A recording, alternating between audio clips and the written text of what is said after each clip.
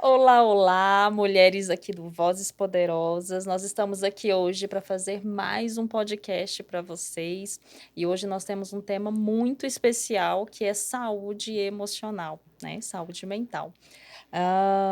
Para quem está nos seguindo a partir de agora, para quem está nos acompanhando, o Vozes Poderosas é um projeto em prol das causas femininas, tá? Então, a gente é um projeto que tem o objetivo de acolher, de apoiar e de empoderar mulheres, né, num contexto geral, para que essas mulheres consigam entender e resgatar as próprias vozes, né? Esse nome, Vozes Poderosas, ele vem dessa ideia e desse contexto que nós entendemos de que em alguns momentos as nossas vozes, né, femininas, elas foram silenciadas. E a partir disso a gente vai, através do Vozes Poderosas, usar ferramentas, artifícios, treinamentos, metodologias para ajudar essas mulheres que estão conosco, que estão nos acompanhando a resgatar essa voz da melhor forma que for possível. Tá? Hoje nós temos uma convidada super especial aqui, que é a Bárbara. Nós vamos falar hoje com a Bárbara sobre saúde mental. Nós vamos aproveitar que estamos aí em Setembro Amarelo, essa data, né, totalmente dedicada para esse tema, e linkando com os nossos objetivos do Vozes Poderosas, nós entendemos e olhamos para as mulheres como um ser completo, né?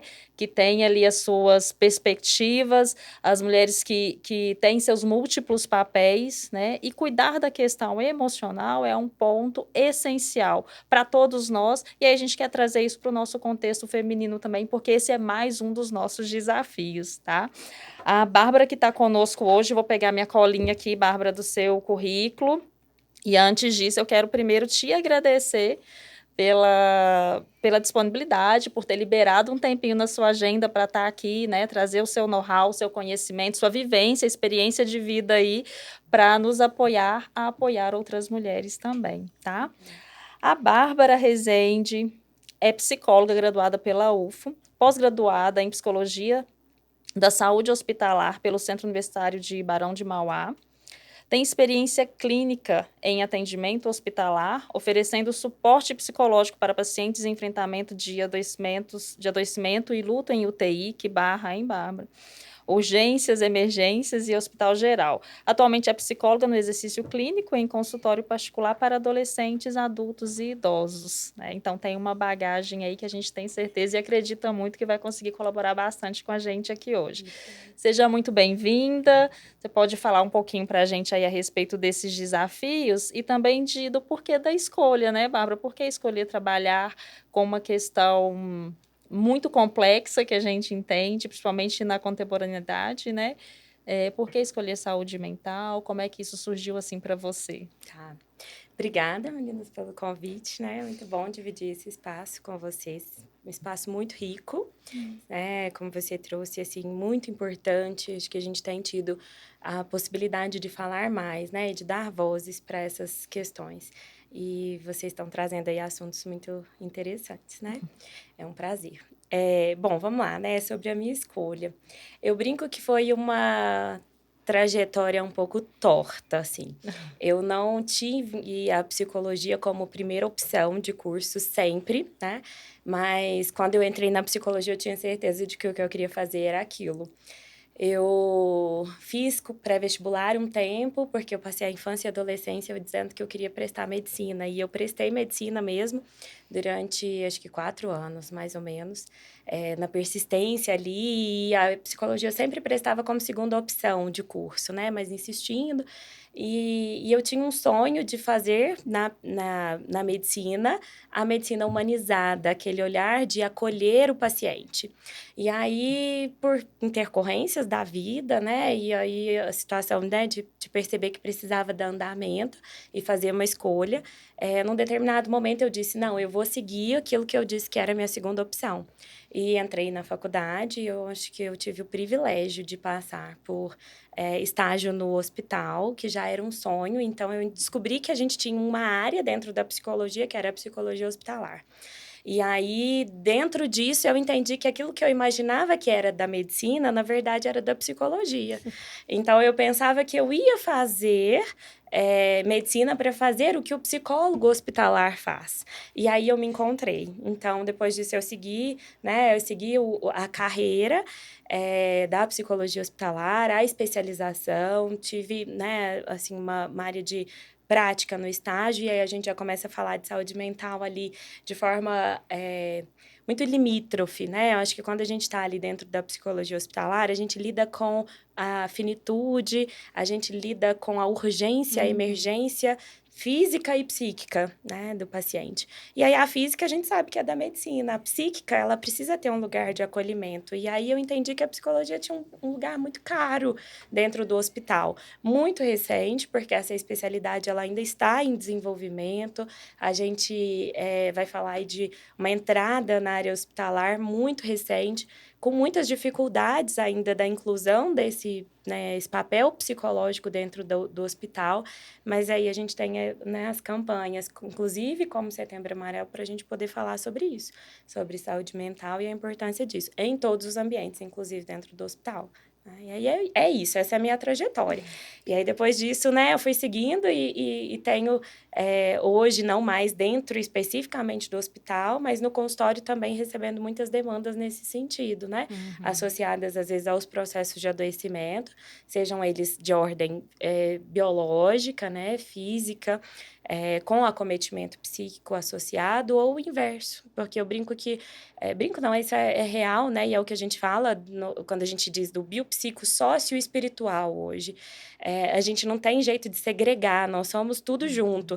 Então, se a gente tem, né, um psíquico que não vai bem, o físico também não, porque eu não me cuido bem quando o meu emocional não vai bem, né? Como eu não me cuido bem se o financeiro não vai bem, se o espiritual não vai bem.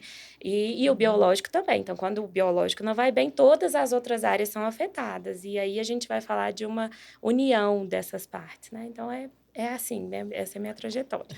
E é engraçado você vir falando, assim, que aí eu vou pensando, como você coloca, assim, na mesma rede, e a gente vê que no dia a dia, às vezes, como a questão do emocional, do psicológico, ele ainda é muito naquela área ali, naquela zona de tabu, às vezes o financeiro, se eu tenho um problema, eu vou correr atrás e eu quero resolver rapidinho, porque está afetando as outras coisas, né? A questão física, que é uma doença, alguma questão, eu vou correr atrás, mas o emocional sempre fica por último. Exatamente. E às vezes é na hora que já não está dando conta mais, que já virou o caos por causa desse tabu, né? Ainda tem isso, sem que isso vem sendo desmistificado muito, mas ainda tem, né? Quem vai ao psicólogo é coisa de doido.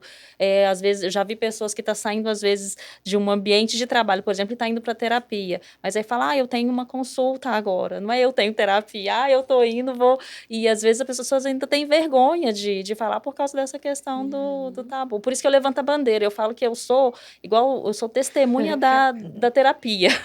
Falo que todo mundo tem que ir, eu falo que eu tô indo, recomendo todo mundo, porque de fato acho que tem que entrar nesse ambiente da gente normalizar, né? Entendendo que é prevenção, né? Que é prevenção. É prevenção. Exatamente. Eu vi um psiquiatra um dia falando que assim, o meu consultório estaria muito mais vazio se vocês fossem primeiro ao psicólogo. E eu achei, assim, fantástico essa fala dele, porque é real, né? Boa noite aí, meninas. Já cheguei falando boa noite, Bárbara. Obrigada, viu, por ter aceitado o nosso convite. Eu que agradeço. E o mais interessante é que, assim, é muito comum, né? Perceber as pessoas se anestesiando o tempo todo, porque não há esse tempo, ou existem várias crenças por trás disso aí. Não vou fazer terapia. Eu também defendo essa bandeira e eu falo, estou indo para terapia e não há quem vá me impedir, porque eu estou indo e é a prioridade. Então, eu acho que, não sei qual é o seu ponto de vista, Bárbara, mas eu tenho percebido muitas pessoas indo para esse caminho do medicamento, do vou anestesiar ou não vou olhar para esse ponto que me incomoda, Só que muitas vezes elas não percebem que estão gerando um problema muito maior, que provavelmente vai ter que ser olhado em algum momento, né? Com certeza. E aí, assim, não é tudo que a gente vai tratar só com terapia, não é tudo que se trata só com medicação. O que a gente vai entendendo é que precisa ter um equilíbrio. Mas sim, né, às vezes a primeira porta de entrada, ela pode ser a terapia, e a partir da terapia a gente entende que talvez tenha uma demanda de buscar o psiquiatra, né? E aí a gente faz esse encaminhamento, porque é uma parceria. Nós não vamos negar, né, a entrada medicamentosa, mas em alguns momentos a gente consegue ajudar muito, que é o que você disse, sobre a questão do acúmulo. O acúmulo, ele vai, às vezes, acontecendo de forma tão grande, que é como se fosse um balde, né? Eu uso muito essa metáfora, um balde que fica segurando uma goteira que está pingando. E aí, essa goteira não cessa, e eu não esvazio o balde. Ele vai transbordar. E aí, às vezes, quando esse paciente chega para nós, já está transbordado. E transbordado, a gente precisa que o médico entre com o medicamento, porque em alguns casos a gente não tem condição de acolher, trabalhar, porque às vezes precisa de algo mais rápido, que vai ajudar a ter uma resposta, né, mais rápida, principalmente nas condições, né, de ansiedade, depressão. Mas isso é uma avaliação em conjunto. Então, a gente entendendo que há essa necessidade, há o direcionamento. E o inverso, eu também escuto. Eu escuto bons psiquiatras dizerem isso. A medicação, ela não cura depressão e ansiedade. Ela trata. Ela acomoda sintomas. E aí, a terapia e aquilo que você faz para mudanças dos seus repertórios é que faz você não perpetuar. Mas tem um ciclo, né? Uma vez que entra-se com o medicamento, esse medicamento, ele tem ciclo medicamentoso para ser utilizado, porque a gente sabe dos efeitos da recaída, de retirar a medicação sozinho, sem orientação do psiquiatra. Então, por isso, o trabalho é conjunto. Mas a mudança de rota da sua vida, você faz pela terapia. O medicamento, ele vai estagnar os seus sintomas fisiológicos, né? Orgânicos do organismo. Mas, em alguns momentos, sem ele, a gente não consegue esvaziar o balde no tempo que precisamos, sim, né? Então, preciso, é como se a gente fosse tirando de xicrinha, né? No consultório, esse balde, um pouquinho de água cada dia, até porque a gente trata de feridas muito delicadas, de questões muito delicadas, que nós vamos indo aos poucos, né? Acessando, encontrando caminhos. Não é de uma vez que a gente limpa tudo na terapia, no psicólogo, né? E aí o médico, às vezes, com o medicamento, ele esvazia ele meio balde, né? De uma vez. E aí a gente ganha tempo, né? Uma possibilidade de ir caminhando conforme esse paciente vai dando conta. Sim. Né? E tem as alterações químicas, né? Porque alguns tipos de doenças, eles vão provocar alterações químicas no nosso sistema, no nosso cérebro, e que nesse momento vai precisar de um tratamento químico. Eu acho que isso é bom também a gente falar, para a gente desmistificar também os preconceitos que existem com medicação, né? É o que você falou, são duas coisas que trabalham junto, que colaboram para o tratamento nosso tratamento enquanto pessoa, né? O tratamento psíquico. Porque tem coisa que vai ser a medicação, que vai ajudar, como você disse, a esvaziar o balde. E outra coisa que eu acho que dá um tratamento mais perene, vamos dizer assim, que é a questão da terapia, de outros processos que não são terapia, mas que também são terapêuticos, que vão construir uma mudança, né, de vida, de práticas, de rotina, que podem colaborar, né, também. Exatamente. E gera qualidade de vida, né?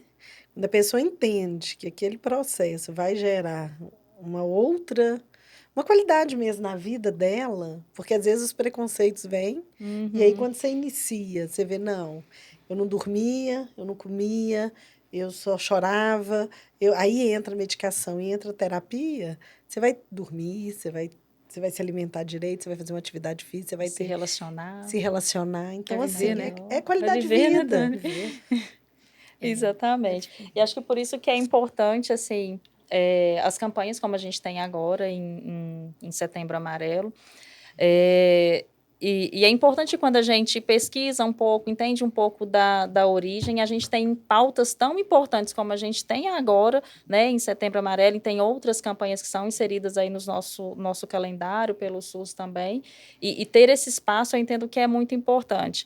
E aí, assim, estudando, eu estava vendo de onde que vem porque o amarelo, né, do setembro, eu achei bem interessante, né, que ele vem de um jovem lá no Colorado, nos Estados Unidos, que que, por incrível que pareça, tinha uma vida aparentemente muito tranquila, funcional, ativa, né? Ele era um rapaz de 17 anos que chamava Mike, o pessoal chamava ele de Mike Mustang, porque o hobby dele era reformar carros antigos, Mustangs, deixar a ponto de uso, preparados ali, bonitos, lindos, vender, né? Com isso, ele arrecadava uma graninha e fazia de novo. E aí ia fazendo isso, fazendo isso. Então, muito jovem já com esse espírito pela paixão ali por carros antigos. E aí ele tinha um Mustang amarelo, que era o de uso dele pessoal, levava, dava carona para os colegas da escola, né? E ele tinha uma vida super ativa, que eu acho que, assim, olhando pelo que os pais falaram depois, né? Olhando fisicamente, a gente não percebe nenhuma patologia, nenhuma questão. Não era, assim, uma aparência de tristeza, de angústia, né? Era uma pessoa que dava carona para todo mundo, que tinha uma vida ativa, que fazia taekwondo, que tocava trompete, tocava em 3 bandas da escola, inclusive, né? E aí, infelizmente, tirou a própria vida. Um dia o pai o encontrou dentro do carro e ele tirou a própria vida. E eu fiquei olhando assim, gente, sem sinal algum, né? Sem nenhum sinal. E aí, como o Mustang dele era amarelo, os colegas, e como ele era uma pessoa popular, os colegas começaram a colocar adereços, né, amarelos, um laço, uma fita, e aí vem de laço amarelo a campanha a partir disso, né? Laço amarelo, depois vem sendo traduzida aí, chegando no Brasil. Isso foi na década de 90, né, que aconteceu a fatalidade, mas depois vem chegando mais tarde um pouco no Brasil e transformado aí no nosso Setembro Amarelo. E assim, eu vi recentemente, quando entrou setembro, e a gente, ainda bem, a gente tem muitas campanhas, a gente tem muitos assuntos, tem muitos especialistas falando a respeito do tema, que é um tema que a gente tem que olhar com muito cuidado, com muita seriedade mesmo. E eu vi muitas críticas também. Algumas pessoas falando, mas agora só em setembro que se fala de saúde mental, né? E o resto do ano, né? E aí, assim, eu acho que é importante a gente contextualizar que existe um mês para a campanha, mas que as pessoas que trabalham com saúde mental não trabalham só em setembro, né? As pessoas que estão em causas, envolvidas em causas emocionais, não estão trabalhando só nisso. É um mês que, por causa da campanha, tem uma repercussão gigantesca, que é excelente, talvez se não tivesse, não teria. Tem pessoas que realmente vão acessar o tema somente essa vez no ano, mas aí eu queria que você falasse pra gente, Bárbara, como você está inserida no meio, quais os reflexos que você percebe advindos da campanha, quais os movimentos que essa campanha gera, por que é importante ter um mês aí dedicado, como a gente tem os outros, né? Outubro Rosa, Novembro Azul, e especificamente do Setembro Amarelo, qual que é a perspectiva? Você sente, assim, alguma diferença no consultório, no dia a dia, né? Na clínica, no atendimento, ou no geral mesmo? Por que é importante ter essa campanha, ter essa data para isso? Sim. Eu entendo que quando a gente assume a postura de ir, né? É o que você disse, a gente não cria, né, as possibilidades, elas talvez nunca vão surgir, né, nunca vão aparecer. Então, o Setembro Amarelo, eu concordo com as críticas quando eles dizem que a gente precisa falar disso o ano inteiro. E a gente, infelizmente, só tem 2 momentos, né, que estão sendo divulgados no ano para falar de saúde mental: Janeiro Branco e o Setembro Amarelo. E aí, assim, nesses 2 eventos, né, ao longo do ano, a gente é muito convidado a ir às escolas, a ir às empresas, a ir nas instituições e falar sobre saúde mental. E aí a gente encontra nestes ambientes um rol muito grande de pessoas pedindo socorro, pedindo ajuda. Às vezes não publicamente, mas quando a gente finaliza, uma pessoa que me laça ali no final, me para e diz: nossa, você me despertou um olhar assim, eu tô entendendo que eu preciso olhar para isso que está acontecendo comigo, tô entendendo que eu estou sobrecarregado, e às vezes a gente vê quadros, né, críticos psiquiátricos sendo instalados por uma sobrecarga, o peso muito grande de inúmeras funções, né, de ter que dar conta de tudo e muitas vezes ter que dar conta de tudo sozinho. Hoje a gente já sabe, né, que tem pessoas que têm quadros depressivos e não estão desmoronadas em crises de choro.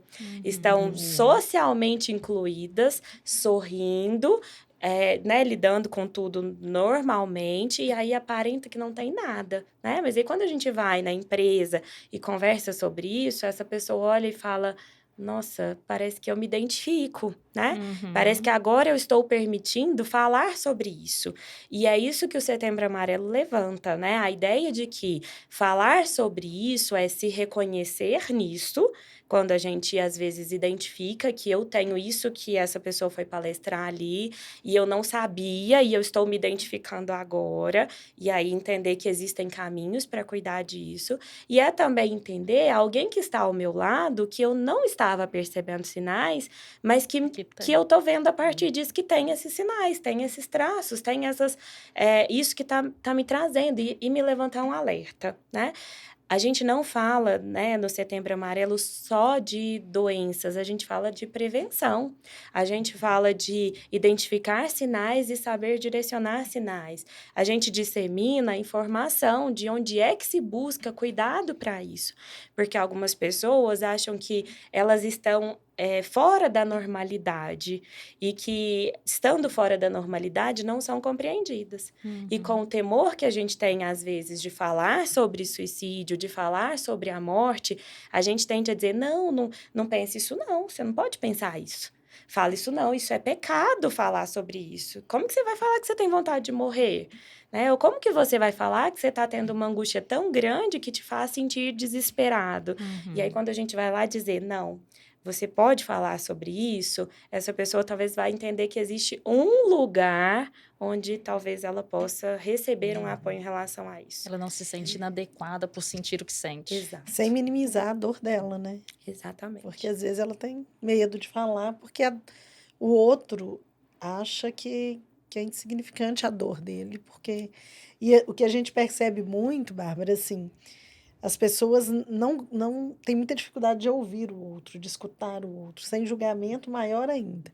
Então, você vê assim, muitas vezes a pessoa até procura uma pessoa para falar sobre a sua dor, só que o outro interrompe e fala da dor dele.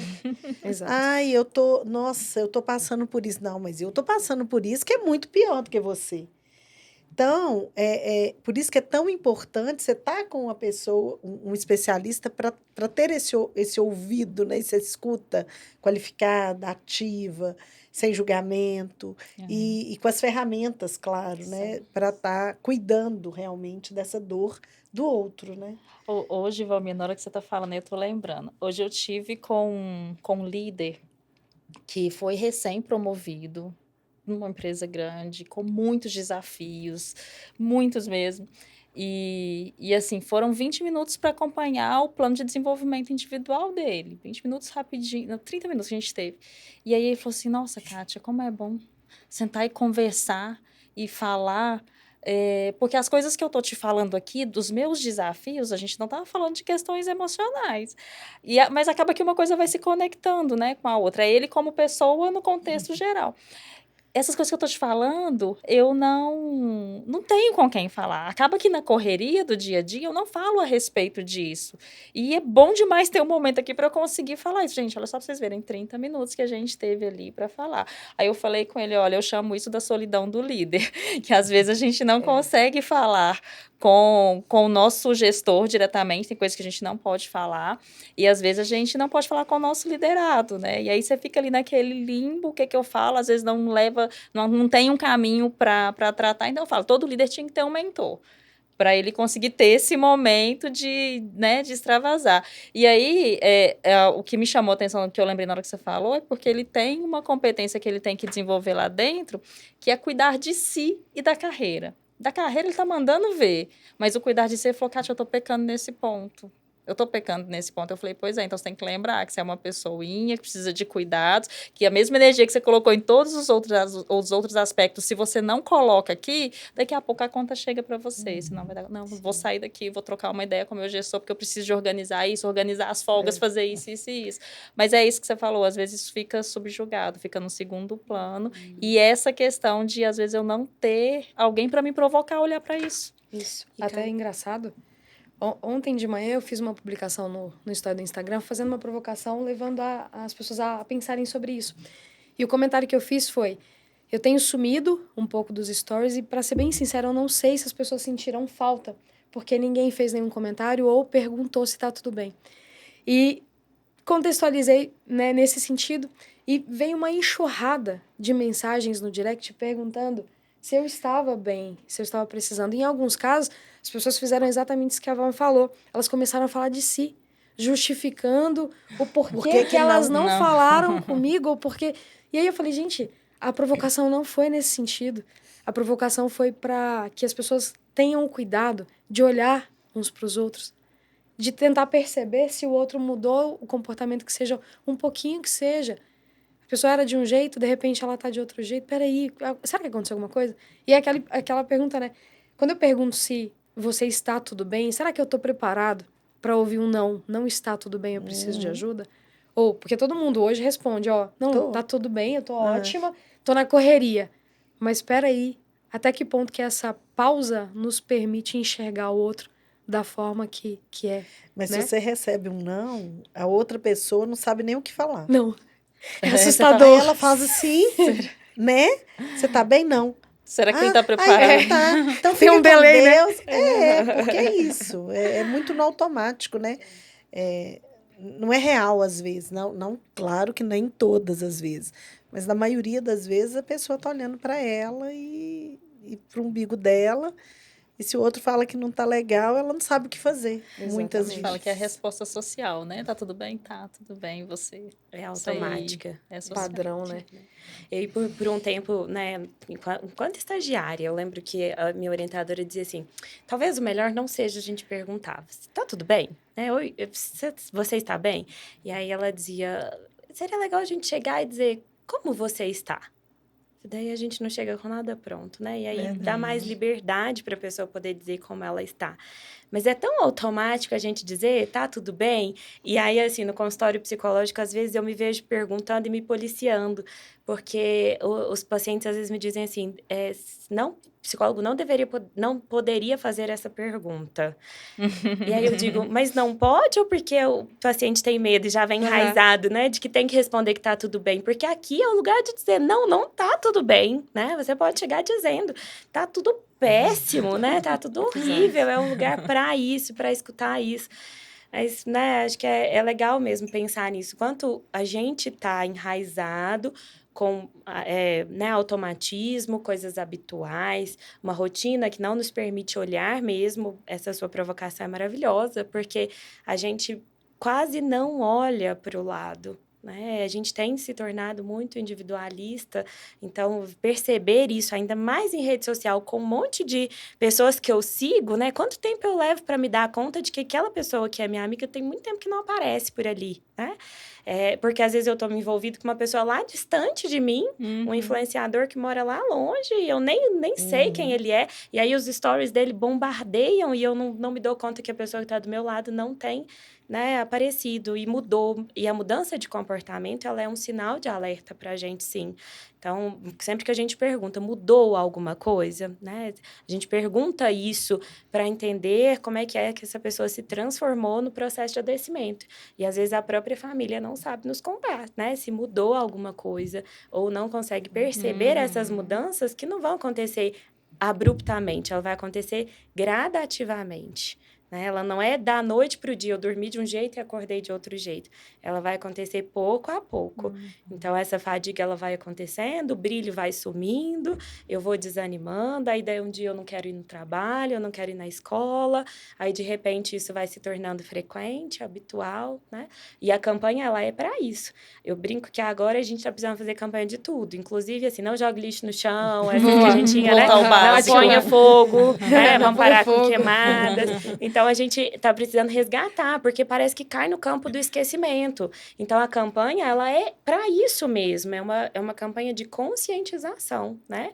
Porque a gente precisa ser lembrado de várias coisas. Exatamente. E as redes sociais são pontos que nos ajudam muito nas campanhas e em outros aspectos. Acho que é um ponto para a gente falar a respeito. Sim. E antes de falar, falando disso, de perguntar, né, como você está, como você se sente, ou como você se sentiu em relação a isso, além de não perguntar, a gente vê pessoas também que não conseguem responder.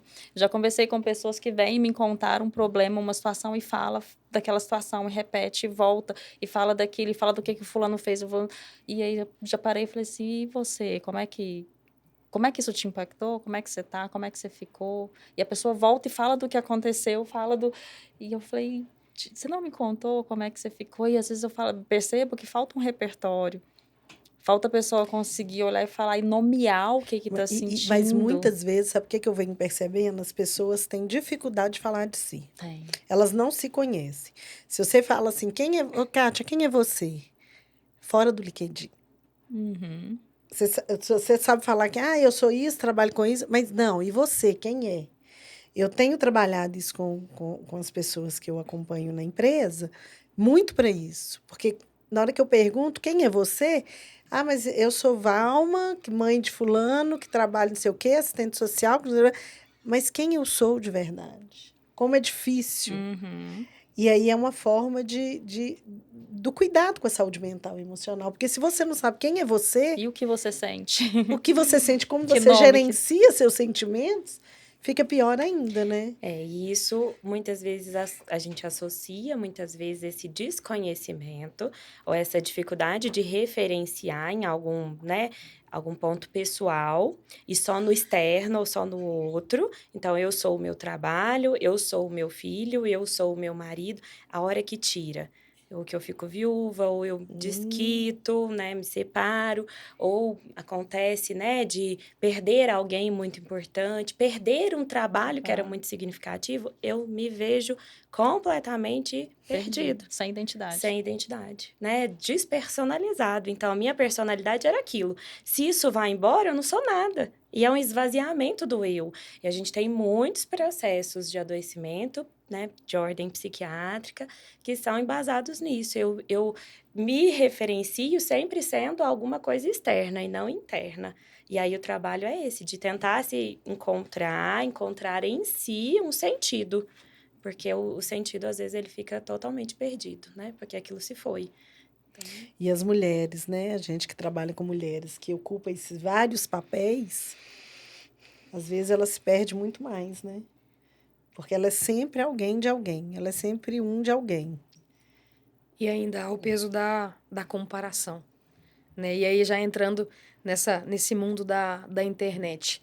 Né? Outro dia eu até estava assistindo um vídeo que um psicólogo postou, e aí ele trouxe a evolução de uma paciente, assim, aparentemente vida normal, comportamento normal, até a última semana, né?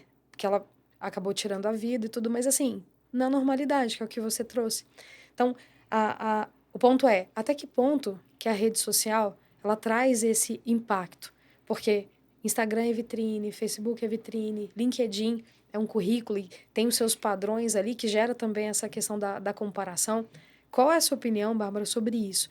Essa pressão que estar na rede social acaba trazendo, né? Quais são os efeitos desse movimento todo? Se eu não estou fazendo isso, se eu não estou publicando a vida perfeita, o casamento maravilhoso, o trabalho que está voando ali, como que funciona isso?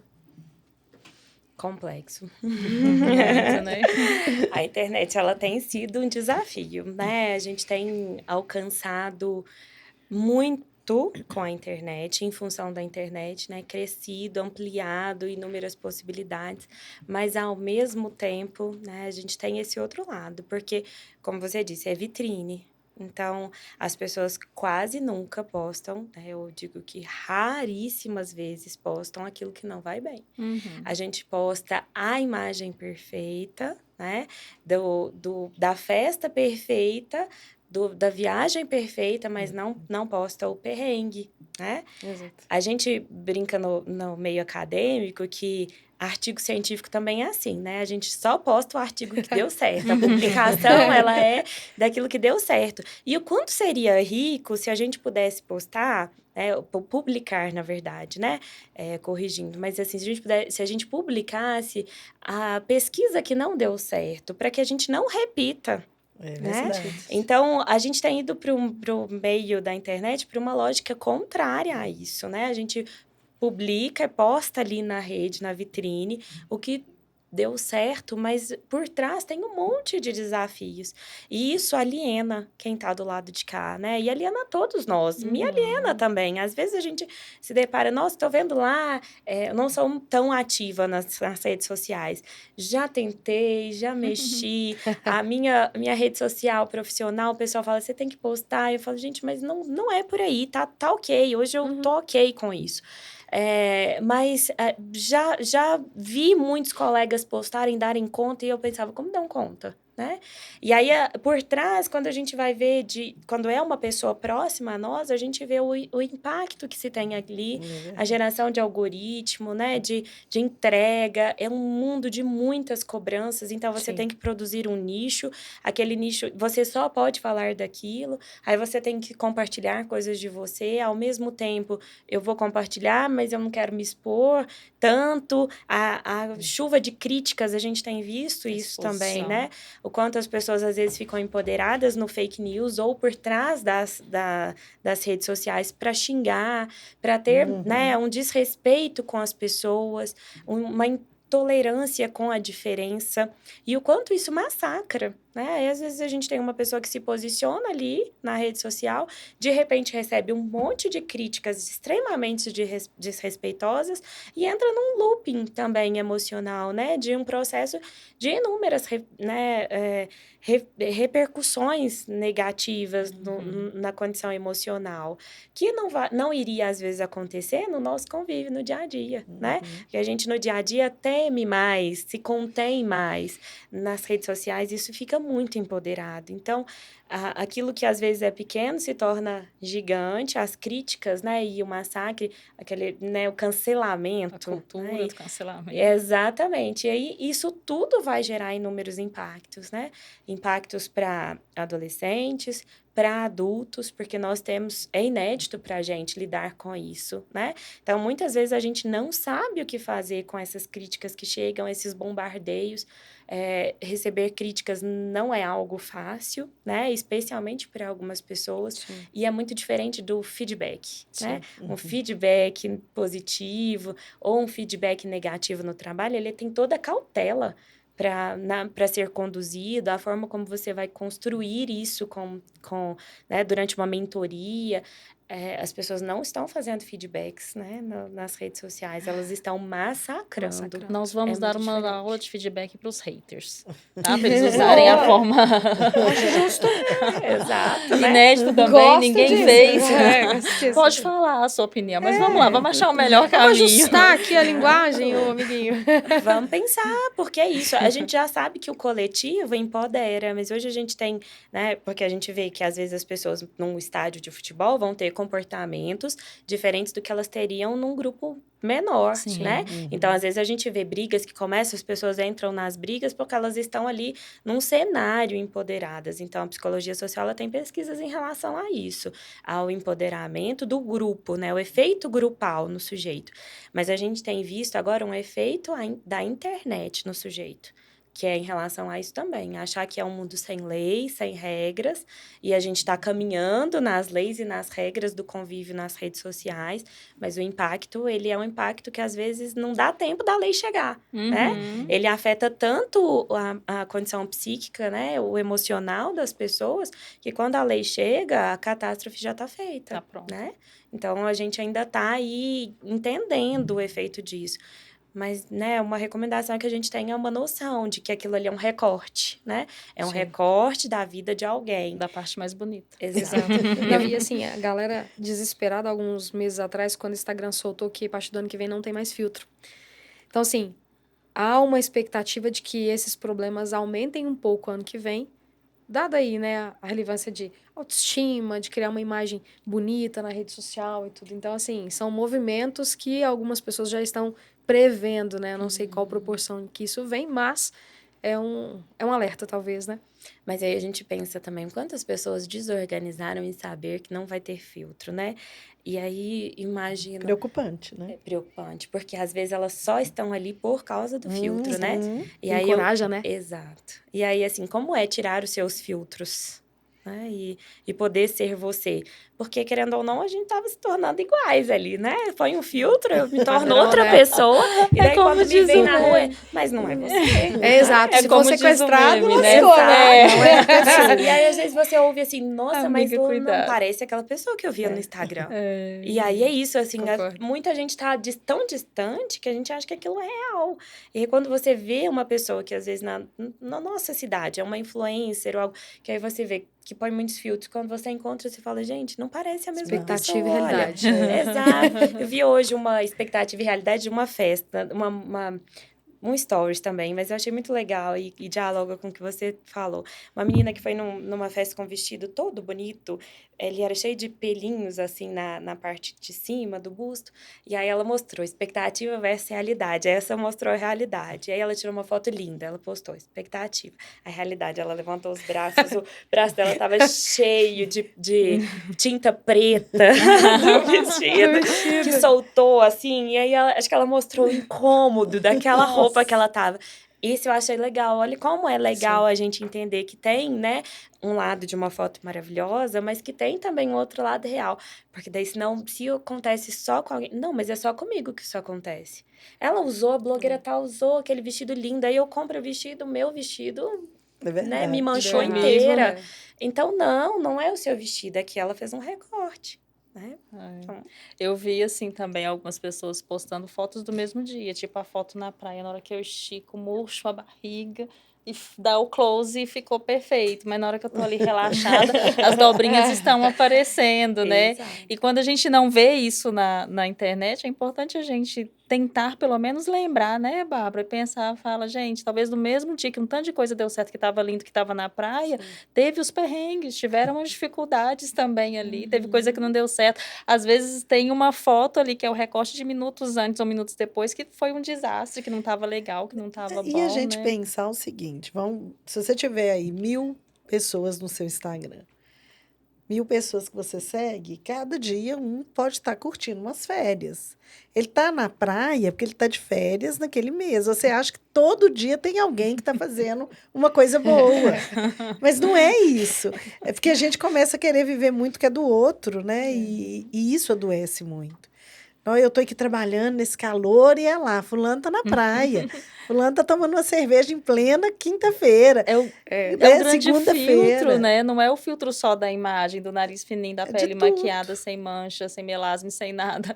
É o grande filtro, né? Da vida como um da todo. vida. Do mesmo jeito que eu não mostro a manchinha, eu não estou mostrando o BO do dia, né? Que As eu fiquei dificuldades que 12 foram. meses juntando dinheiro para aquela viagem. Eu não Isso, mostro isso, eu isso. mostro só a viagem. Isso é tão sério que É muito eu sério. tenho ouvido algumas pessoas dizerem que estão passando por um processo de desintoxicação de rede social. Então, assim, até que ponto que as pessoas estão mergulhando em tudo isso, nessas E vidas, vivendo né? Que isso. são perfeitas, que são maravilhosas, impecáveis, né? Então, eu fiquei assustada. O dia que eu ouvi isso de uma amiga, falei, caramba, é profundo. É, né? desintoxicar. É sério. E assim, uma outra preocupação são as nossas crianças, né, Bárbara? Porque elas estão em fase de preparação, de amadurecimento, de aprender a lidar com as próprias emoções. Então, a gente hoje aqui, como adultos, temos condição de falar, gente, do mesmo jeito que acontece, alguns mais, outros menos, que acontece os perrengues na minha vida, do outro também. Não é só tudo lindo todos os dias, como eu estou vendo no Instagram e em outras redes. Mas a criança está formando tudo isso, né? E a gente vê, a Valminha ia contar para a gente que tem uma pesquisa, né, que vem O aumentando índice, o número de ansiedade, depressão, principalmente nas crianças. Conta pra gente, Valma, o que você olhou. Saiu uma pesquisa na Folha de São Paulo que fala, eu vou até pegar a pesquisa aqui para eu falar os dados certos, mas fala que hoje o índice de ansiedade e depressão em crianças e adolescentes e jovens está muito maior do que em adultos. E isso me preocupou muito quando eu vi. Fala assim, quer ver? Eu vou ler só esse pedacinho para os dados, que eu acho que é importante a gente estar dividindo isso com vocês. Com o crescimento expressivo nos últimos anos, a taxa de pacientes de 10 a 14 anos atendido pelo transtorno é de 125,8 a cada 100 mil, e a de adolescentes de 157 a cada 100 mil. Sendo que para os adultos, a situação dos adultos é de 112 a cada 100 mil. Eu queria ver com você, Bárbara, para você falar um pouquinho para a gente, assim, como que está chegando isso no consultório, sabe? O que enquanto a gente, enquanto pais, enquanto educadores, enquanto cuidadores, qual dica que você dá para a gente estar cuidando mais dos nossos filhos, das nossas crianças mesmo, que são os nossos futuros, né? Ó, esses números, eles são números que provavelmente a gente pode esmiuçar inúmeras variáveis, né? Acho que é importante a gente levantar algumas. Uma delas é que hoje a gente fala de depressão e ansiedade na infância e na adolescência.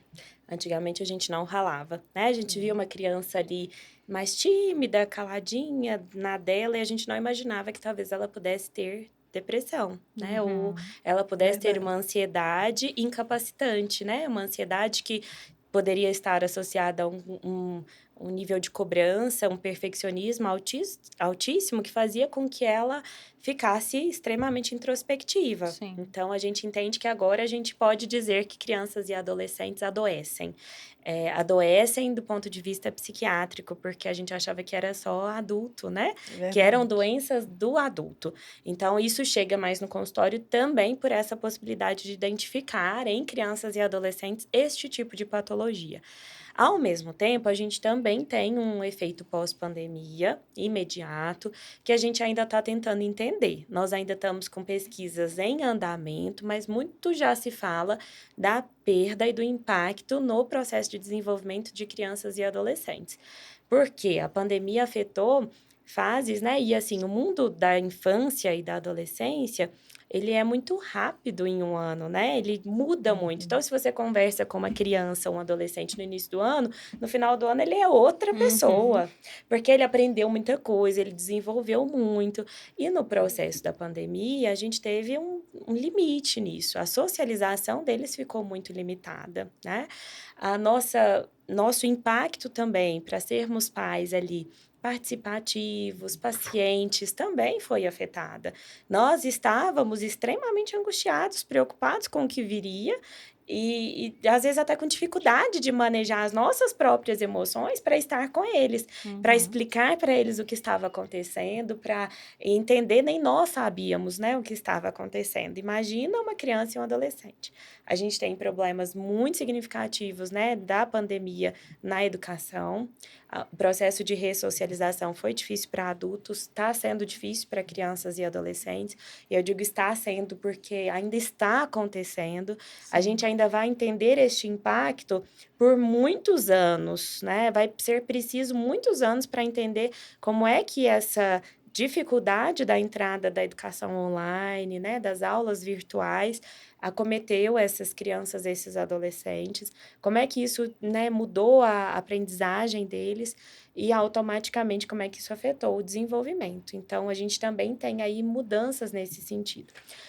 Agora, isso chega muito para os consultórios, né, principalmente da adolescência, com um vazio. A gente tem percebido esse vazio que vocês disseram, né, do não consigo dizer quem eu sou, muito aumentado na criança e no adolescente. Muitas vezes eles chegam perdidos, silenciados, sem saber quem eles são, querendo se enquadrar em algum grupo. E aí, a gente já tinha isso na nossa adolescência também, querer ser popular, mas hoje isso tem sido também muito forte para eles. A entrada nas redes sociais, o desejo de ser, às vezes, o legal, o aceito, e já tem as nuances da própria adolescência, né? Os conflitos da adolescência que são naturais, né? E aí não ter amparo para isso, não ter condição de compreender sobre isso, aumenta essa sensação de não sei, não sei. E às vezes chega adolescente que eu vou perguntar alguma coisa, não sei.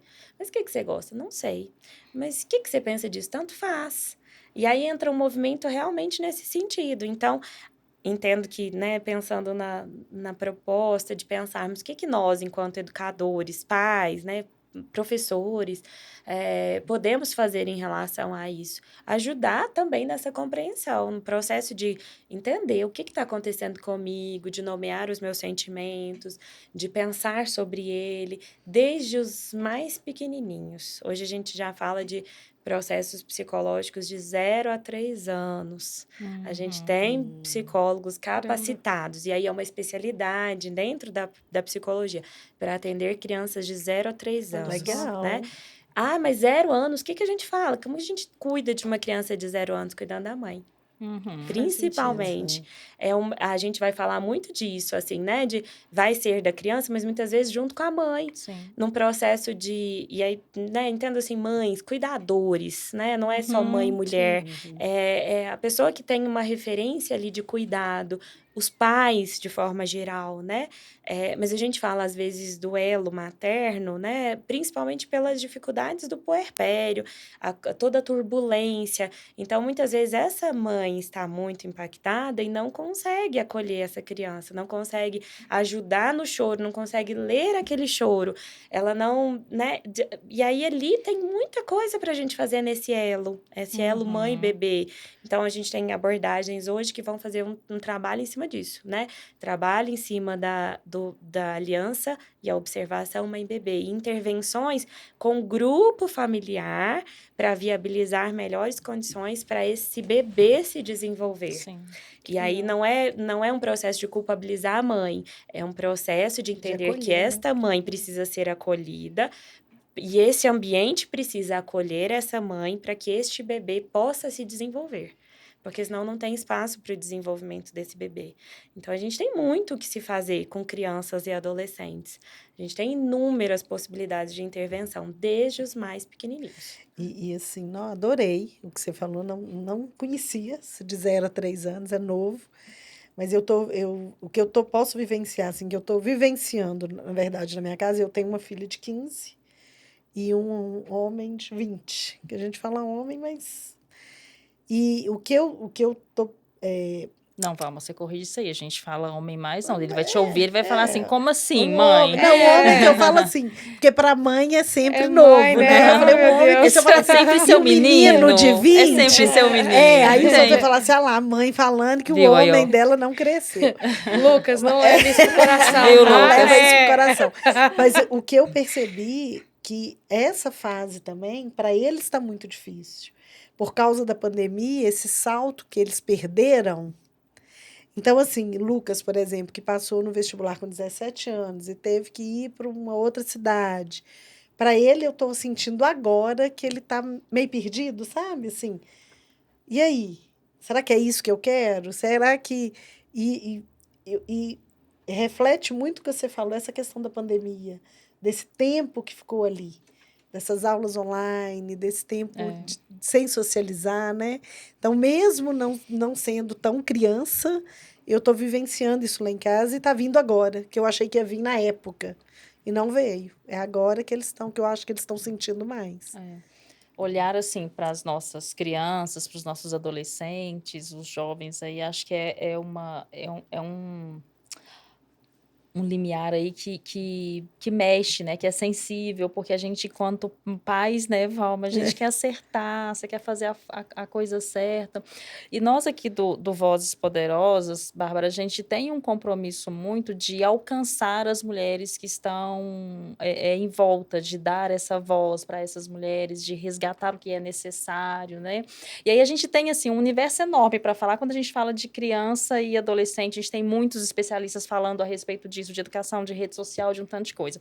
E aí eu queria puxar um viés específico. Eu tenho um menino de 9 anos, né? E eu queria puxar um viés específico, assim, falando disso. Muitos dos desafios que nós vivemos hoje enquanto mulheres são desafios que são culturais, né? Que temos a cultura do patriarcado, temos a cultura da hierarquia de gênero, que vem... E, assim, eu vivo uma batalha todos os dias e um desejo muito grande de ensinar para o Isaac como, que homem ele vai ser, até onde eu posso fazer isso obviamente, né, nos meus limites, mas como ele vai tratar as mulheres como já trata a partir de agora as mulheres que estão em volta, o que é legal de fazer, o que não é legal de fazer, o que é aceitável, o que não é, né, o que eu faço que tem uma repercussão machista, o que eu faço que eu estou repetindo e não sei o sentido disso. Um exemplo, um dia a gente estava num aniversário, um lugar espaçoso e tal, e tinha um campo de futebol, e aí os meninos desceram todos e pegaram a bola, e umas meninas vieram e falaram,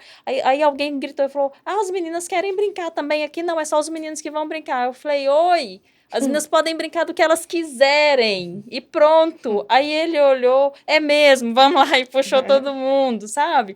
Então, assim, às vezes é uma coisa que a gente fala que desconstrói aquilo que às vezes ouviu alguém falar, ou que às vezes entendeu que é uma brincadeira, que é só homem, por quê? Né? E de fazer essas perguntas, porque outra coisa também é de trabalhar, assim, um desafio que nós pais temos é de trabalhar, principalmente com meninos, essa autoconsciência, essa questão emocional, é de dar espaço para que eles falem dos próprios sentimentos, né? Um outro exemplo que eu tenho também, vou ter 1 milhão com o Isaac, mas assim, um outro exemplo é que um dia ele bravo, com raiva de alguma coisa e falando, eu falei, o que foi, Isaac? Eu tô com raiva. E aí minha mãe tava junto, não, Isaac, não fica com raiva não, quem tem raiva é cachorro. Eu falei, não, mãe, todo mundo tem raiva, ele tem, eu tenho, a senhora tem, ela... É verdade, né? Então, assim, da gente, às vezes, ensinar também as outras pessoas que estão junto a falar desses sentimentos. Mas eu queria que você colaborasse com a gente, assim, um caminho, né, para apaziguar esse desejo que a gente tem no coração de acertar, mas principalmente em relação às mulheres. O que a gente pode ensinar para as nossas crianças, para os nossos adolescentes, essencial, em relação a esse tratamento com as mulheres, a não perpetuar uma cultura de machismo? Qual que seria a dica aí mais importante que você pode dar para a gente nesse sentido? Primeiro, eu acho que poder recomeçar, né? E refazer e entender que às vezes a gente tem isso enraizado. Sim. E que por vezes a gente faz sem ver, né? Sem perceber. É Lucas? Lucas. O Lucas, por exemplo, né? Eu fiquei pensando aqui, Lucas pode recomeçar. Né? Lucas pode desistir. Pode não ser isso, pode entender que não é isso, porque às vezes a gente vê lá na frente, né? 50 anos, nossa, mas parece que eu fiz o curso que eu não queria e agora eu tô velho para refazer.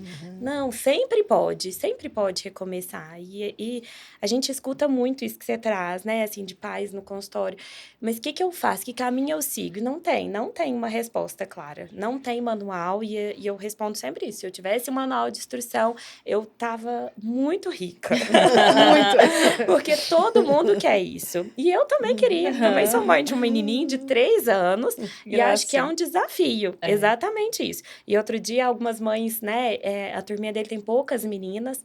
E eu levei isso pra reunião de pais. Falei, eu acho que a gente precisa pensar. Porque será que não dá pra segurar as vagas aí pra pôr mais menina na turma? Porque tá convivendo com poucas meninas. Não, a gente não pode. Tem que ser direitos iguais. Tem que contar com a sorte. Eu falei, nossa, mas... Aí me levantou esse alerta. Acho que então a gente precisa ampliar o relacionamento, né, com mulheres, para entender semelhanças e diferenças. Mas quando as mães me contaram que as meninas chegam em casa e dizem, nossa, meu Antônio, aí meu coração encheu de orgulho, que eu falei assim, poxa, então se as meninas estão gostando, ele parece que tá dando certo. Acertando. Parece que tá mais acertado do que errado, né? Não sei o efeito disso, mas é uma tentativa também, né, de mostrar essa possibilidade da mulher, da diferença, mas também da possibilidade de fazer a diferença de forma, né, igualitária, mas não no igualzinho, né, mas no justo, no adaptado, na possibilidade. Mas eu entendo que isso vem naturalmente, essa transformação, a partir do momento que a gente se dedica a estudar, a pensar que a gente falha, a entender que a gente pode refazer e recomeçar, isso vai acontecendo, porque isso vai sendo introjetado na cultura doméstica, na cultura familiar. Então, uma vez que você, dentro da sua casa, levanta essa bandeira e conversa com né, o companheiro nesse sentido, o seu filho observa, ele vê e ele cresce nesse meio, né? Uma vez que você se posiciona dentro de uma brincadeira, trazendo esse olhar, ele já acende o alerta, né? Então, é isso mesmo, é É o exemplo, né? Exato, é no processo de espelhamento que isso vai acontecer, né? A gente vai orientar o que for necessário, quando couber orientação, mas muito vai ser por isso. E eu acredito muito na possibilidade da orientação para as emoções, né? Para a nomeação das emoções. Porque essa é uma janela gigante nos homens da atualidade, né? Assim, os homens das nossas gerações aprenderam muito pouco a falar das próprias emoções. O consultório psicológico é ainda predominantemente ocupado por mulheres. A gente tem homens entrando nos consultórios psicológicos, mas o fato da gente ver mais mulheres mostra isso, a dificuldade de dizer que está difícil. E aí eles são vítimas, né, do próprio machismo social, né? A gente não entende que o homem sofre da própria cultura machista, quando ele tem que dar conta de tudo e carregar tudo e não pode dar conta do seu processo de sofrimento, porque o homem não sofre. Porque o homem não chora, porque o homem não pode isso. E aí, o caminho, né, é isso mesmo, educar de forma geral para todas as crianças, de que todos nós sofremos, choramos, temos emoções. E aí entra, né, eu acho que isso, meninos e meninas, porque a rede social tem nos levado a acreditar que a rede social não chora, não sofre. Então, não é uma coisa só para um lado ou para o outro, mas cada um com um objetivo diferente, né? Meninas e mulheres para entender que aquilo ali, né, não é necessariamente a realidade, não existe uma felicidade plena, a felicidade é momento, assim como tristeza, né, pode ser momento. É claro que a gente tem tristezas crônicas, né, catástrofes crônicas, que a gente vai olhar com toda a delicadeza, mas a felicidade, ela é um momento. É um momento da nossa semana, é um momento do nosso dia. Não é o dia inteiro, eu não estou o dia inteiro pleno. Né? E para os meninos, essa possibilidade, a possibilidade de sofrer. E sofrendo, olhar para isso e entender que eu posso pedir ajuda. E aí também, às vezes, eu assumo uma postura machista porque eu não peço ajuda para minha companheira, né? E aí eu podia muito bem dividir o peso. Ah, mas o que ela vai me ajudar? Vai ajudar, vai acolher, vai pensar numa resolução de problemas, vai entender que as coisas não estão indo bem dentro de casa, ou que as finanças, às vezes, não estão indo bem e que a gente precisa tomar uma postura familiar em prol de mudanças e que não precisa ser sozinho. Porque fica incoerente, e aí dá aquela janela, né? Aquela lacuna. Então, de repente, quando a gente se dá conta, mas você nunca me falou sobre isso, né? Você estava indo mal no trabalho, as finanças não estavam indo bem, a casa não estava organizada e você estava fingindo uma vida para mim. E aí, né, olha o distanciamento, né? Então, falar sobre emoção é falar sobre tudo isso, né? E é dar conta de talvez ter uma geração que partilha mais, né? No futuro. Eu acredito muito nisso e acho que isso não vai seguir necessariamente uma lógica organizada de orientação, mas de cada caso. A cada dificuldade que você tiver, que você estimular o seu filho a contar e falar e fazer aquela pergunta tão difícil, né? Como você se sentiu com isso? Ou como você se sentiria com isso? A gente vai ajudar a desenvolver esse processo, né? Exatamente. Até porque diálogo, a vulnerabilidade conecta, né? O Então, mais que diálogo. comprovado. Eu vejo isso muito lá em casa, assim. A gente tem um diálogo muito aberto com os meninos. Com os meninos agora. E, assim, aí o que eu tô vivenciando, assim, eu vejo que Lucas hoje, ele fala mais, ele sempre falou. Mas mesmo ele distante, pela confiança, ele sempre está falando. Não tô bem, tô chateado, não sei o que eu vou fazer, tô perdido. Então, isso acalma o coração, a gente quanto pais, e eu acho que dá confiança para ele de poder errar, de poder chorar, de poder fazer de novo, que é o que a gente, né? A gente vê Não, a gente é velha, a gente faz isso todinho, gente. Eles, né? E a gente Eles não fala vão fazer. que os filhos são ruins para fazer o que a gente fala, mas são excelentes para repetir o que a gente faz, né? E eu tenho um exemplo que acho que vale a pena, assim. desde sempre, assim, Isaac, desde muito pequeno, eu sempre fui muito preocupada com essa questão emocional, de ajudá-lo a conseguir se expressar. Então, ele tem emocionário desde pequeno, que tem lá os sentimentos.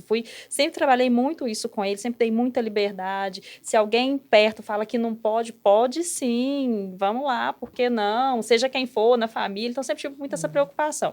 E teve um dia que eu estava sentada na mesa da cozinha, eu e meu esposo, e eu estava conversando com ele, estava conversando um assunto sério, e eu chorei, me emocionei na hora, chorei e tal. E aí o Isaac passou e falou, mamãe, o que foi? Eu falei, eu tô chateada, eu tô conversando aqui com o marido, você espera um pouquinho, daqui a pouco eu falo com você. E aí ele ficou mais bonitinho, achei que nem ia ficar, sentou lá e ficou esperando e tal. Depois que terminei, ele veio, mãe, você quer deitar um pouquinho para ver se você se sente melhor?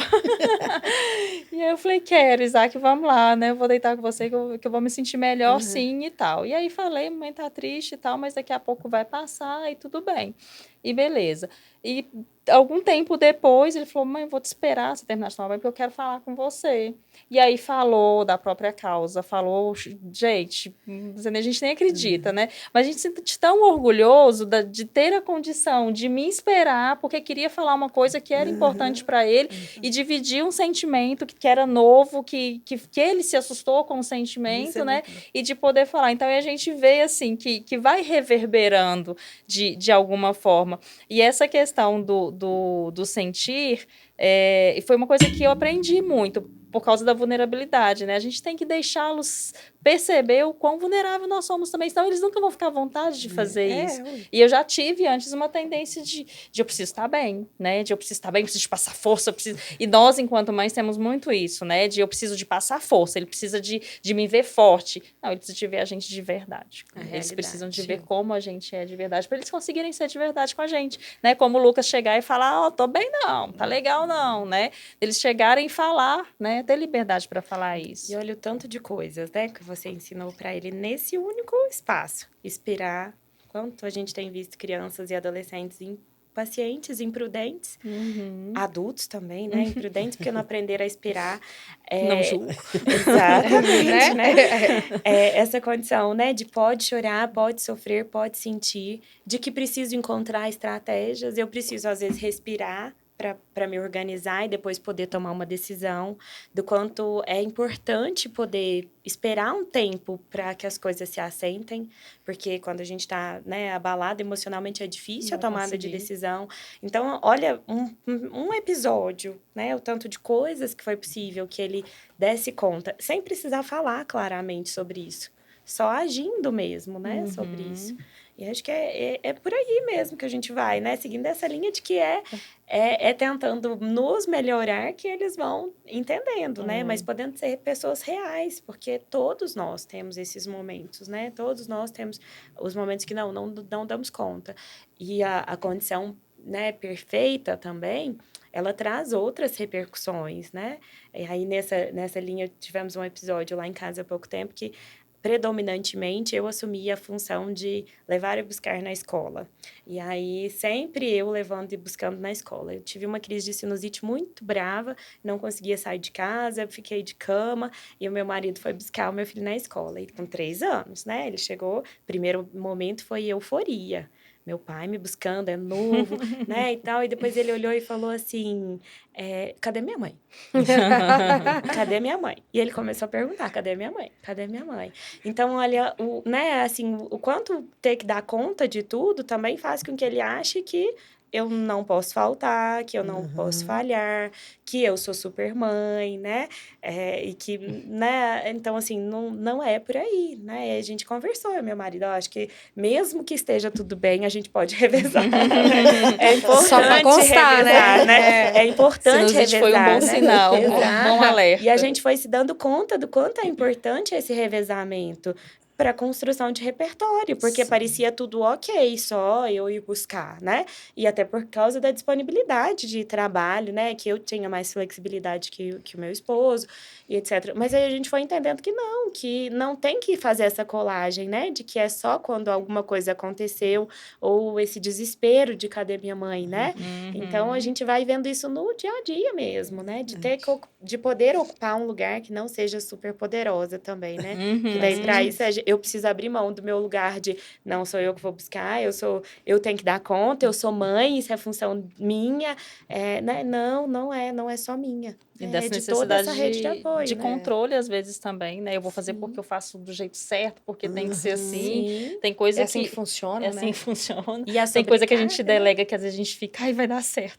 Não vai dar, né? E é o que a Exato. gente E é comunica, né, para difícil. as crianças também nesse ponto. Lá em casa, assim, eu tenho um trabalho também grande com o Isaac nesse sentido. Aqui não tem que uma função, aqui dentro é só de um ou só de outro, né? Não tem uma atividade aqui que vai ser predominantemente da mãe, predominantemente meu, que é só eu que tenho que fazer, porque são só as mulheres que fazem em todos os lugares. Aqui a gente divide as tarefas, aqui todo mundo que está no ambiente vai colaborar para que esse ambiente esteja limpo, esteja organizado, esteja passível da gente sobreviver aqui dentro, né? E acho que é outra coisa também que vem muito dessa questão do machismo, né? De que certas tarefas o homem não pode fazer, certas tarefas é responsabilidade da mulher somente, né? E aí coloca o homem nessa posição de superpoder, que é o que a gente falou, né? Das questões de machismo. É o superpoder, é o não poder chorar, é o não poder falar das próprias angústias, vulnerabilidades, que é o que você estava comentando, né? E aí acho que tem um recorte importante, assim, o quanto esse machismo, às vezes a gente entende que prejudica só mulheres, mas o quanto ele prejudica esses próprios homens que não têm esse espaço, né, para lidar, para falar, Exatamente. não tem coragem, não tem repertório para falar dos próprios sentimentos. E acabam ficando silenciados, adoecidos, Também. silenciados e isolados, né? Então, aí, falando de saúde mental, tá aí, né? Então, bom, estatisticamente, eu não vou ter os dados atualizados, mas da última vez que eu verifiquei, a gente tem uma maior quantidade de mulheres tentando suicídios do que de homens, mas os homens têm maior efetividade no ato.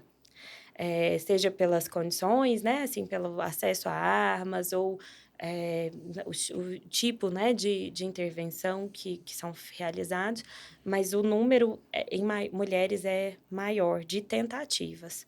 E aí entendo que a gente fala muito da repetição desse ciclo. Então, às vezes, essa pessoa tentou uma vez, foi para assistência de saúde, porque mulheres, grande parte das vezes, dar entrada em um atendimento de saúde, um pronto atendimento, né? E aí, ali, elas são direcionadas para o atendimento psicológico. E ali, a gente consegue, às vezes, dar uma acolhida, né? E cuidar disso. Esses homens, muitas vezes, não chegam ao consultório, né? E pouquíssimas vezes são admitidos no pronto atendimento para a gente fazer alguma intervenção. Então, a gente precisa entender isso, né, como a psicologia na possibilidade da prevenção, né, dizendo disso no suicídio, tanto para as mulheres quanto para os homens, porque os homens têm essa lacuna, né, de não poder procurar essa ajuda, ou sentir frágil em procurar essa ajuda, como se fosse se tornar um sexo frágil, ou, né, alguma condição frágil. Não, né, de forma alguma, né, acho que Isso, não tem esse... sabe o quanto de coragem é necessário para ir para uma terapia, né? Exato. Quem não vai. Eu acho que é muito mais difícil, na sobre verdade, isso. né? Ô, Bárbara, e tem uma pauta que, assim, a gente não pode deixar de falar dela, que é trabalho. Porque, assim, no grupo onde eu, pelo menos, estou inserida, a grande preocupação é essa, como equilibrar essa questão da saúde mental e, muitas vezes, a sobrecarga de trabalho, um excesso de pressão, de cobrança, a comparação do ambiente de trabalho ali, porque ela acontece. E quando eu trago isso da autocobrança, é algo que eu tenho me policiado e tratado, inclusive, na terapia, porque um exemplo recente foi semana passada, na terça-feira, quando eu tive uma gripe muito forte. E, assim, eu, nitidamente não conseguiria sair de casa para trabalhar, isso é fato, com febre. E eu falei, tá, o que eu faço agora? Eu cogitei a possibilidade de ir trabalhar, mesmo não tendo a menor condição. E foi uma luta interna tomar a decisão de ir fazer home office naquele dia. né? Mesmo que fosse na parte da manhã, porque à tarde a febre aumentou e aí que eu não consegui mesmo e não adiantou. Então, assim, e quando eu fui conversar na empresa, né, com alguns colegas sobre essa luta interna, essa batalha interna, eu ouvi que as pessoas também sentiam isso. E não precisavam nem estar doentes para isso, só de cogitar a possibilidade de fazer home office, por exemplo. Não, Daniel, eu sinto que eu não sou tão produtiva e eu fico me cobrando o tempo todo. Como é que você percebe isso atualmente? Eu me pergunto quando é que a gente normatizou que estar bem era o certo, né? Assim, estar bem o dia inteiro, o tempo inteiro. Né? Porque quando é que a gente normatizou que a gente não fica doente? Ou não pode ficar Sobre doente, isso. né? Que tá errado. Exato. está errado, Né? é Que culpa. está errado ficar doente. Olha o processo de culpabilização e um processo de individualização do processo, né? Quando você está doente, isso é uma questão nossa, individual, mas é do coletivo também. O coletivo também precisa dar conta de se readaptar, né? E precisa dar conta de se reorganizar. Do mesmo jeito que eu brinquei que lá em casa a gente precisou se reorganizar, né? E pensar nisso de um jeito que a gente nunca pensou, a falta é que nos faz. A falta, a gente entende a falta como algo destrutivo, mas a falta ela é construtiva. E às vezes a gente tem medo de faltar, seja pelo processo de substituição, né? Aí cada um vai olhar as suas condições particulares. Mas fico muito pensativa nisso, né? Assim, como é que a gente foi caminhando enquanto sociedade para entender que apresentar um atestado, precisar de 1 ou 2 dias, é alguma coisa que me ameaça, ou alguma coisa suja, ou alguma coisa que não pode acontecer, quando deveria ser alguma coisa esperada, né? Não vou nem dizer que é normal, porque aí vão falar, mas tem gente que só leva... Não, mas não estamos dizendo de uma pessoa que está fazendo isso de má fé.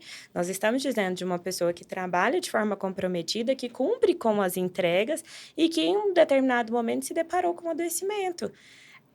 E aí entra, né, um processo individual, que é a nossa dificuldade de entender limites. Eu acho que esse é um ponto que tem nos adoecido enquanto sociedade, que é a ideia de que, como o Instagram é perfeito, as redes sociais são perfeitas, a máquina é perfeita, nós temos que nos tornar máquinas perfeitas, que não adoecem, não entristecem, não sofrem, não têm dias ruins, né?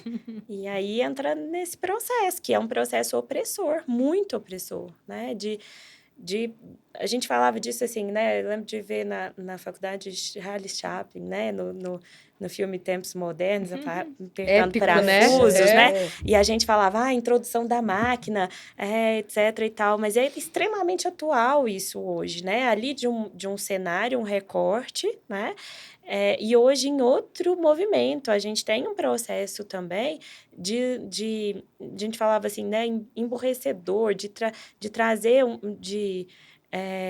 limitar o pensamento do sujeito a uma única função, né? Mas o Instagram, o Facebook, a rede social também faz isso em nós.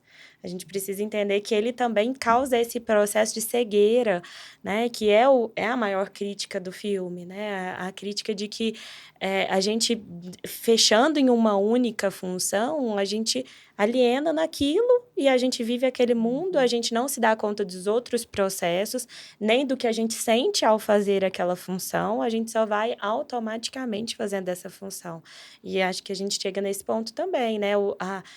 Eu, fazendo essa analogia, entendo que a rede social, em alguns momentos, ela faz isso conosco, né? A gente aliena ali, a gente lê só título, a gente vê só recorte, né? A gente vê só fotos. A gente nunca teve tanto acesso à informação como agora, mas tão pouca consciência ou compreensão dos fatos, né? A gente lê manchete, não assimila muito bem, e aí reproduz notícias falsas, né? E isso tudo também, né, levando para esse exemplo, vai para esses recortes que vão nos fazendo virar máquina, né? E automatismo. E no automatismo a máquina não adoece, mas a gente não é máquina, né? Então, é preciso entender que eu vou falhar, isso é humano, né? E que ainda somos humanos. Ainda bem, né? Exato. Eu levanto muito essa bandeira. Eu faço, às vezes, treinamentos, capacitações e treinamentos de humanização hospitalar, por exemplo. É quase... como que a gente pensa, né? Eu preciso ir lá ensinar seres humanos ou falar com Que eles pessoas humanas que precisamos ser humanos com outros humanos, né? É maluco, né? É maluco, mas que ponto chegamos, né? E aí a gente fala disso porque a gente tecnologizou tanto a saúde, né? A gente introduziu inúmeras máquinas que são muito importantes para a manutenção da vida, que em alguns momentos a gente esquece que nós temos limites.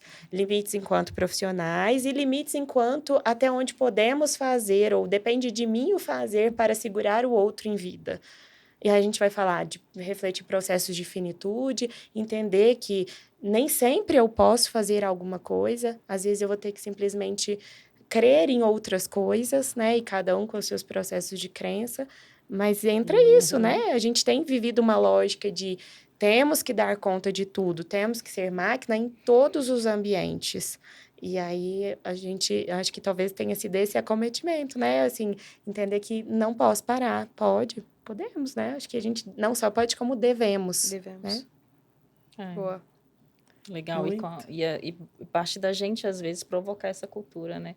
Do mesmo jeito que a gente fala, sai, fala, tô indo pra terapia, tô indo pra terapia. A gente vai falar do mesmo jeito, não tô legal, tô em casa, tô doente. E aí, de repente, a gente que normalizou que tem que ter produtividade de 100%, a gente começa a fazer o caminho inverso, né? Tô doente, tô em casa. E eu ainda discordo de uma coisa, se o home office ainda tá trabalhando, né? Então, peraí, eu tô em casa e não tô disponível, porque eu tô em casa, porque eu tô doente, né? Porque... E assim, vale comentar que não estou dizendo que houve uma pressão por parte da empresa. Foi empresa. você, né? O que mais me interno. chamou a atenção foi a autocobrança mesmo, porque eu cogitei a possibilidade, poxa, não posso parar. Eu não posso dar essa pausa hoje, independente de não estar bem, né? E isso é desesperador. E é a gente nosso desespera também. mesmo, não vou parar, não posso, o que E eu a gente, faço? e a gente pensando no que o outro vai pensar, Também. que é o mais grave, né? Porque como a gente ainda... E olha que nós estamos estudando sobre esses assuntos, falando sobre esse assunto, e nos colocamos nesse lugar várias vezes. tempo todo. Né? Ai, mas o que o outro vai pensar? É. Ai, se eu não for, e aí? Exato. Então, E nesse exemplo que eu citei em casa, a gente nunca conversou de você vai levar e buscar na escola. Sempre eu fui. E foi. Só foi, Só pronto. foi. Entende? E aí, assim, é isso. Fez não caber é na uma rotina e cobrança. fez. Exatamente. E aí vai o automatismo. Mas quando a gente para nessa situação, a gente pensa, mas peraí, né? Por quê? Por quê? Por que eu fui fazendo isso? Aí que a gente vai se dando conta desse automático que a gente entra. E por muitas coisas, às vezes, enraizadas, né? De processos sociais, de medos, ou de questões, inclusive, nossas, pessoais, né? De ter aprendido ao longo do tempo que você tem que dar conta de tudo, por exemplo, né? Que às vezes é uma condição também. Então, é um processo individual, com vieses coletivos, mas que realmente pode nunca ter tido uma pressão.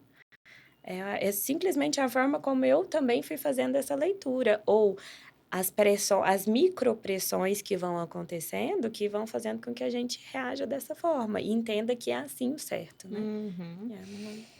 Bárbara, a gente já falou aqui de educação dos filhos, a gente falou de conhecer os próprios sentimentos, a gente falou de trabalho, a gente falou desses papéis femininos, né? De todos esses aspectos que envolvem a saúde mental, né? De como que a gente cuida de um pouquinho de cada coisa para a gente ter saúde mental. E a gente não pode deixar de falar também de relacionamentos, né? Os nossos relacionamentos são combustíveis para a qualidade da nossa saúde mental. E aí, assim, a gente já caminhando para o fim aqui, pensando nesse aspecto, seja um relacionamento afetivo, a gente já falou de relacionamento com filhos, com trabalho, com outras coisas, mas a gente pode focar um pouquinho mais no relacionamento afetivo. Quais são os sinais que a gente sabe se esse relacionamento é um relacionamento que me apoia emocionalmente ou se é um relacionamento que está depreciando, degradando, que está contribuindo para uma doença mental, seja iminente ou seja que vai acontecer no curto, no médio prazo. Quais são os sinais que uma relação afetiva pode trazer para a gente, principalmente para nós mulheres, que muitas de nós vivem em situações de relacionamentos abusivos? Sei que acontecem para ambos os lados, mas a gente tem aí estatísticas que mostram, né, o quanto as mulheres estão suscetíveis a essa situação. Quais são os sinais que esses relacionamentos dão Primeiro, assim, de estarem bons. O que é um relacionamento bom, que colabora para minha saúde emocional, por exemplo? Vamos pensar, eu acho que pensar coletivamente para não dar uma receitinha, assim, né, quadrada. Mas eu entendo que o próprio processo de bem-estar, assim, né, a gente sente que algo não vai bem. E aí a gente vai pensando, né, assim, não vai bem porque eu não tô me encaixando aqui, ou não vai bem porque eu tô me sentindo oprimida. Acho que a opressão, ela é um ponto importante nesse processo, assim, né, de diferenciação. Porque muitas vezes, quando a gente percebe a relação abusiva, né, a violência, ela não vem como violência física, ela vem Sim. como violência psicológica, né? E a violência psicológica é aquilo que a gente foi conversando do adoecimento psicológico, ela é gradativa, né? Ela vai aumentando aos poucos e ela vai acontecendo aos poucos. Mas esse processo de sempre se sentir culpada, de sempre ser culpabilizada por tudo, ele é um sinalzinho de alerta, né? Não no sentido, porque a gente tem, às vezes, alguns processos de personalidade que a própria pessoa é autopunitiva. Então, ela se culpabiliza por tudo, Sim. né? E aí, às vezes, a pessoa do relacionamento não tem essa postura de culpabilizar, mas a pessoa sente sempre culpada de tudo. Agora, a marca da violência psicológica, muitas vezes, vem com o discurso de que a mulher é culpada por tudo, né? Então, eu vi alguma coisa, mas a briga aconteceu, foi culpa sua, foi você que fez isso, né? Então, a gente, inclusive, vê um ciclo que se repete, né? Nas relações abusivas, de ter, né, um processo de calmaria, um processo de ataque. Aí retorna, né? Tem um presente, algo que Pedido de volta, tem desculpa, o o caminho eu da lua te de amo. mel, o eu te amo, e aí vai ficar tudo bem, mas Que bom. depois começa, né? Mas aquilo aconteceu porque você fez aquilo. E aí volta, né? Então, esse desgaste, ele é um sinal de alerta. Um outro sinal de alerta que entendo, né, que é importantíssimo da gente pensar, é perder a personalidade. Um processo que psicologicamente a gente chama de despersonalização, que é o deixar de ter as minhas características, aquilo que eu sempre fiz, e aí os outros começam a me sinalizar, porque às vezes eu não vejo, mas você era feliz, você gostava de sair, você reunia com as amigas, hoje você não faz isso. Até as roupas, né, As roupas, Bárbara? as roupas que eu gostava de vestir, eu não visto mais. Então, um relacionamento que eu entendo que seria contrário é um que me permite ser eu, né? Ser eu sendo falha, errando, podendo corrigir, entendendo a minha responsabilidade nos meus erros, mas podendo existir o erro e a falha, né? Sem um processo de condenar essa falha, de culpabilizar essa falha. Quando isso vai ficando enraizado, aí a gente começa a entender que talvez tenham alguns traços, né?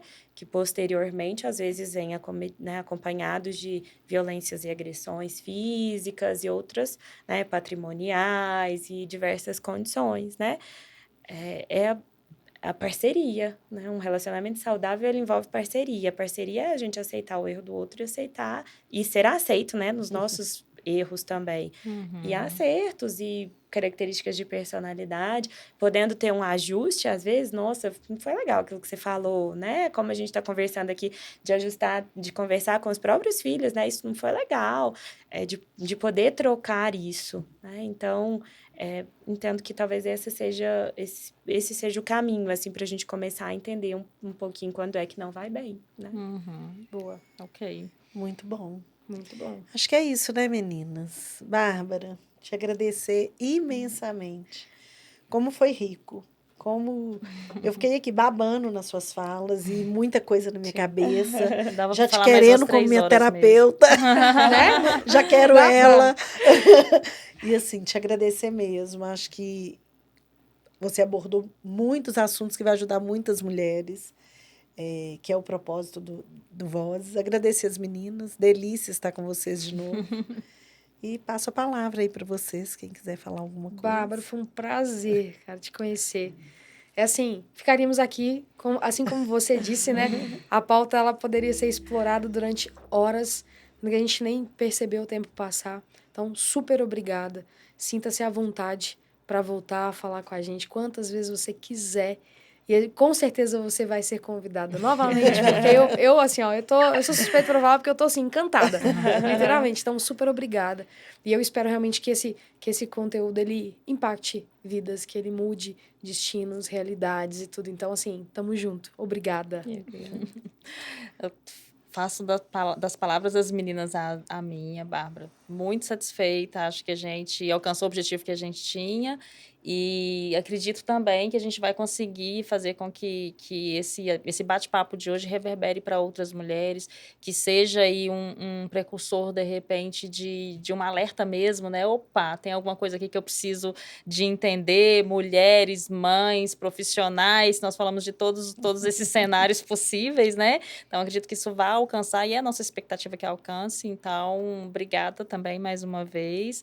Vamos pensar em outras pautas para a gente discutir, porque o tempo foi pouco. Com certeza. Né? E deixa seus contatos também, né? Como que o pessoal te encontra, quem quiser aí, de repente, falar com você, marcar uma sessão de terapia, te convidar para um evento, para um treinamento que você disse que faz. Tá, joia. Eu que agradeço, né? Eu acho que foi um acaso bem-vindo.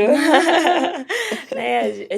Eu acredito muito nesses encontros transformadores e foi um prazer também dividir com vocês.